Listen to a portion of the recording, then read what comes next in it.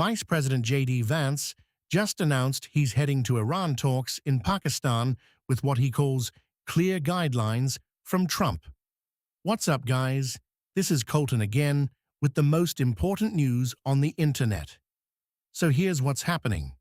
Vice President J.D. Vance is preparing to lead a U.S. delegation to Islamabad for talks involving Iran. According to Al Jazeera, Vance says he expects these talks to be positive and that Donald Trump has given him clear guidelines for the upcoming negotiations. The stated goal is to end what they're calling the war, though the specific conflict isn't detailed in the reporting. Now let's break down what we know and what people are saying about this. Vance himself is expressing optimism, using the word positive to describe his expectations for these Iran talks. He's emphasizing that Trump has provided clear guidelines, which suggests there's a specific strategy or set of parameters they're working with. The fact that they're meeting in Islamabad is significant.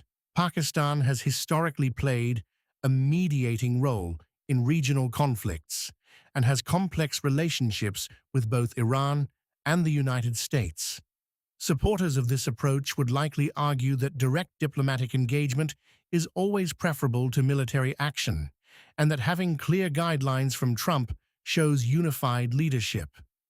Critics might question why these talks are happening in Pakistan rather than through traditional diplomatic channels, and what concessions might be on the table. Some foreign policy experts would probably point out that Iran talks have been attempted multiple times with mixed results.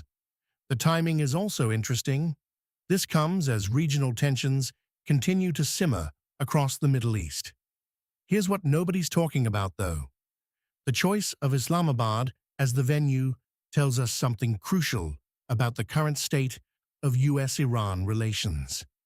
When you can't meet directly or even through traditional European intermediaries, you're essentially admitting that the relationship has deteriorated to the point where you need a third-party host that both sides trust. Pakistan's role here suggests this might be more about damage control than breakthrough diplomacy. So what does this actually mean for everyday Americans? Well, any successful de-escalation with Iran could potentially impact gas prices and global stability. If these talks are about ending a specific conflict, that could mean fewer resources spent on military operations and potentially less volatility in energy markets. But here's the thing. Iran talks have a long history of raising expectations and then falling short.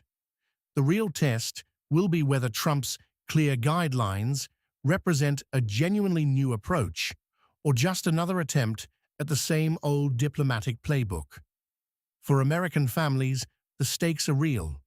Regional conflicts in the Middle East have a way of affecting everything from fuel costs to military deployments.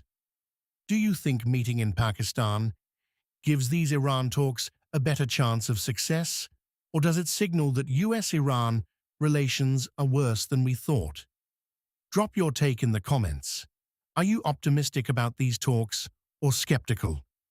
I'm Colton with the most important news on the internet. See you tomorrow.